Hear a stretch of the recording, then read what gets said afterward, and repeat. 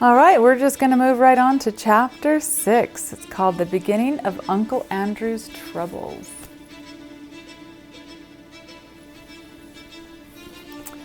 Let go, screamed Polly. I'm not touching you, said Diggory. Then their heads came out of the pool, and once more the sunny quietness of the wood between the worlds was all about them, and it seemed richer and warmer and more peaceful than ever after the staleness and ruin of the place they had just left. I think that, if they had been given the chance, they would again have forgotten who they were and where they came from, and would have lain down and enjoyed themselves, half asleep, listening to the growing of the trees. But this time there was something that kept them as wide awake as possible. For as soon as they had got out on the grass, they found that they were not alone. The queen, or the witch, whichever you like to call her, had come up with them, holding on fast by Polly's hair. That was why Polly had been shouting out, "Let go." This proved, by the way, another thing about the rings which Uncle Andrew hadn't told Diggory, because he didn't know it himself. In order to jump from world to world by using one of those rings, you don't need to be wearing or touching it yourself. It is enough if you are touching someone who is touching it. In that way, they work like a magnet, and everyone knows that if you pick up a pin with a magnet, any other pin which is touching the first pin will come too. Now that you saw her in the wood, Queen Jadis looked different. She was much paler than she had been, so pale that hardly any of her beauty was left, and she was stooped and seemed to be finding it hard to breathe, as if the air of that place stifled her. Neither of the children felt in the least afraid of her now. Let go of my hair," said Polly. "What do you mean by it?" "Here, let go of her, at once," said Diggory. They both turned and struggled with her. They were stronger than she, and in a few seconds they had forced her to let go. She reeled back, panting, and there was a look of terror in her eyes. "Quick, Diggory," said Polly, "change rings and into the home pool." "Help, help, mercy," cried the witch in a faint voice, staggering after them. "Take me with you. You cannot mean to leave me in this horrible place. It is killing me." "It's a reason of state," said Polly spitefully. "Like when you killed all those people in your own world. Do be quick, Diggory." They had put on their green rings, but Diggory said, "Oh, bother, what are we to do?" He couldn't help feeling a little sorry for the queen. "Oh, don't be such an ass," said Polly. 10 to 1, she's only shamming. Do come on." And then both children plunged into the home pool. It's a good thing we made that mark, thought Polly. But as they jumped, Diggory felt that a large, cold finger and thumb had caught him by the ear. And as they sank down and the confused shapes of our own world began to appear, the grip of that finger and thumb grew stronger. The witch was apparently recovering her strength. Diggory struggled and kicked, but it was not the least use. In a moment they found themselves in Uncle Andrew's study, and there was Uncle Andrew himself staring at the wonderful creature that Diggory had brought back from beyond the world. And well might he stare. Diggory and Polly stared too. There was no doubt that the witch had got over her faintness, and now that one saw her in our own world with ordinary things around her, she fairly took one's breath away. In Charn, she had been alarming enough. In London, she was terrifying. For one thing, they had not realized till now how very big she was. Hardly human was what Diggory thought when he looked at her. And he may have been right, for some say there is giantish blood in the royal family of Charn. But even her height was nothing compared with her beauty, her fierceness, and her wildness. She looked 10 times more alive than most of the people one meets in London. Uncle Andrew was bowing and rubbing his hands and looking, to tell the truth, extremely frightened. He seemed a little shrimp of a creature beside the witch. And yet, as Polly said after, there was a sort of likeness between her face and his, something in the expression. It was the look that all wicked magicians have, the mark which Jadis had said she could not find in Diggory's face. One good thing about seeing the two together was that you would never again be afraid of Uncle Andrew, any more than you'd be afraid of a worm after you had met a rattlesnake, or afraid of a cow after you had met a mad bull. Pooh, thought Diggory to himself. Him, a magician? Not much. Now she's the real thing. Uncle Andrew kept on rubbing his hands and bowing. He was trying to say something very polite, but his mouth had gone all dry so that he could not speak. His experiment with the rings, as he called it, was turning out more successful than he liked. For though he had dabbled in magic for years, he had always left all the dangers, as far as one can tell, to other people. Nothing at all like this had ever happened to him before. Then Jadis spoke, not very loud, but there was something in her voice that made the room quiver. I forgot to show you one of the pictures. Let me get my finger out of the way. She is much taller than him. And here's the next picture so I don't forget.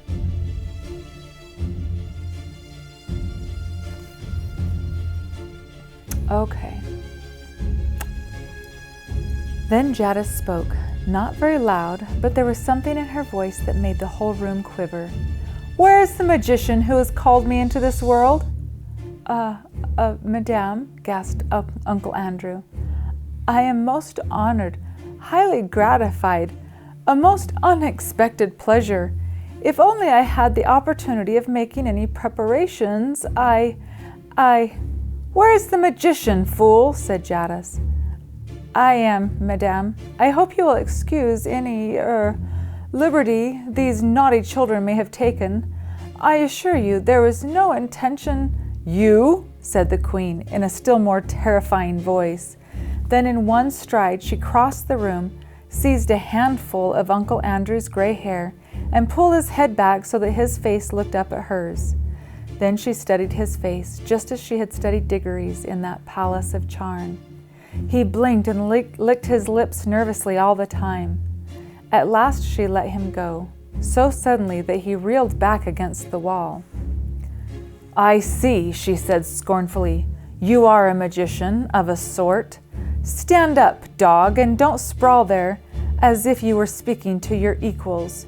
How do you come to know magic? You are not of royal blood, I'll swear. Well, not perhaps in the strict sense, stammered Uncle Andrew. Not exactly royal, ma'am. The Ketterleys are, however, a very old family, an old Dorsetshire family, ma'am. Peace, said the witch. I see what you are. You are a little meddling magician who works by rules and books. There is no real magic in your blood and heart. Your kind was made an end of in my world 1,000 years ago, but here I shall allow you to be my servant. I should be most happy, delighted to be of any service. A pleasure, I assure you. Peace! You talk far too much. Listen to your first task. I see we are in a large city. Procure for me at once a chariot or a flying carpet, or a well-trained dragon, or whatever is usual for royal and noble persons in your land. Then bring me to places where I can get clothes and jewels and slaves fit for my rank. Tomorrow I will begin the conquest of the world. I'll go and order a cab at once, gasped Uncle Andrew. Stop, said the witch, just as he reached the door. Do not dream of treachery. My eyes can see through walls and into the minds of men. They will be on you wherever you go. At the first sign of disobedience, I will lay such spells on you that anything you sit down on will feel like red-hot iron, and whenever you lie in bed, there will be invisible blocks of ice at your feet. Now, go. The old man went out, looking like a dog with its tail between its legs.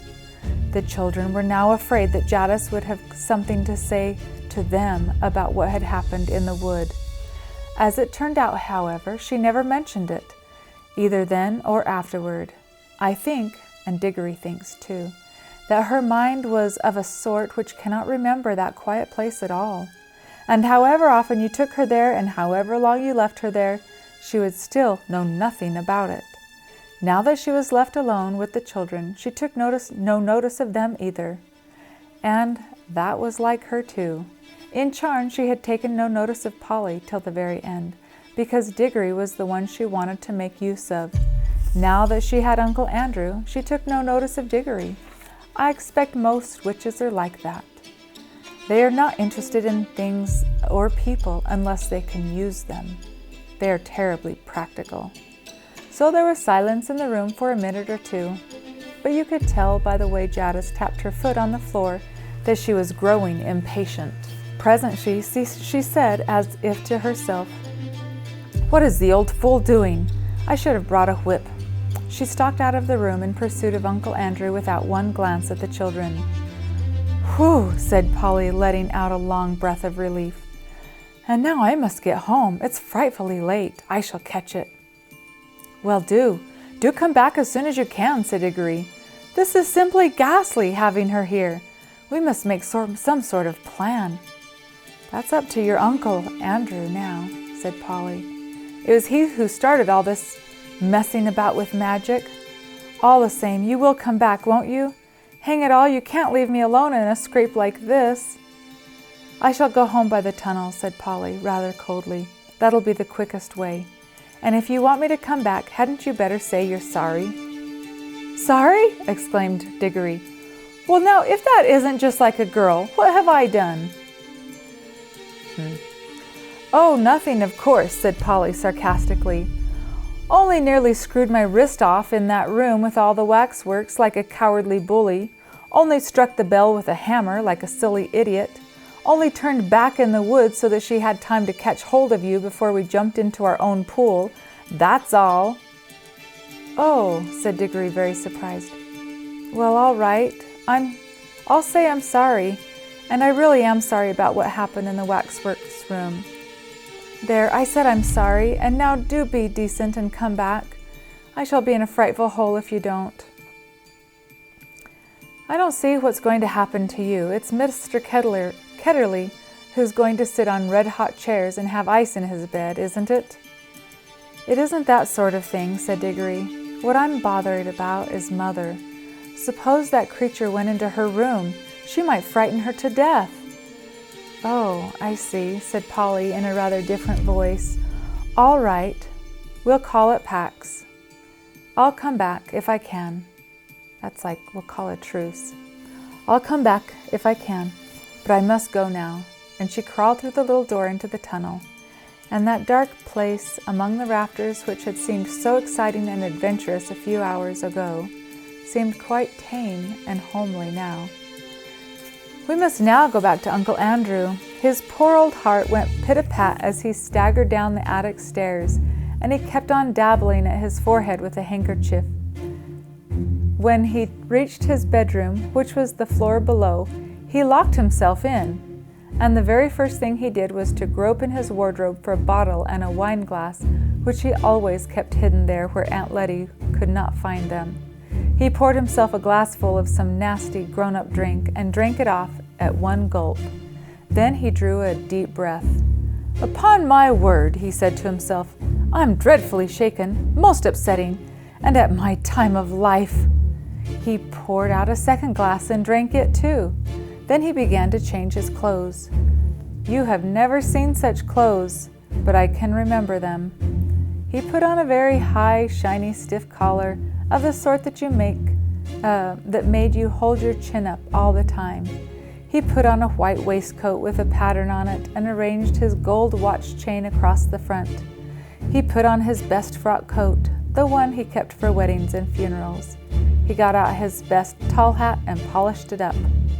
There was a vase of flowers put there by Aunt Letty on his dressing table. He took one and put it in his buttonhole.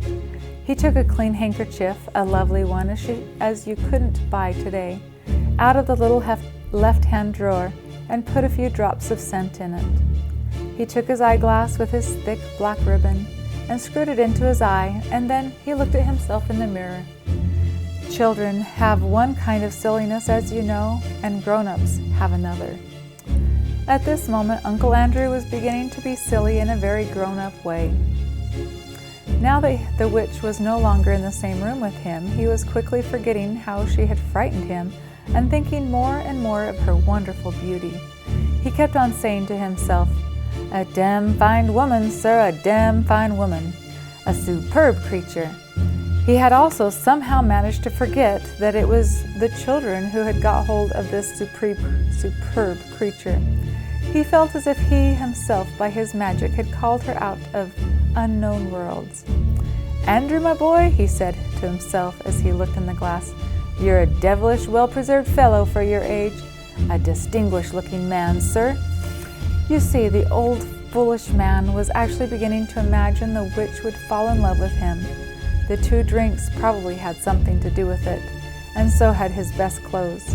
But he was, in any case, as vain as a peacock. That was why he had become a magician. He unlocked the door, went downstairs, sent the housemaid out to fetch a hansom. Everyone had lots of servants in those days. And looked into the drawing room. There, as he expected, he found Aunt Letty. She was busily mending a mattress. It lay on the floor near the window, and she was kneeling on it. "Ah, Letitia, my dear," said Uncle Andrew. "I have to go out. Just lend me £5 or so, that's a good girl." Gail was the way he pronounced girl, so Gail. "No, Andrew dear," said Aunt Letty in her firm, quiet voice, without looking up from her work. "I've told you times without number that I will not lend you money." "Now, pray, don't be troublesome, my dear Gail," said Uncle Andrew. "It's most important. You will put me in a deucedly awkward position if you don't."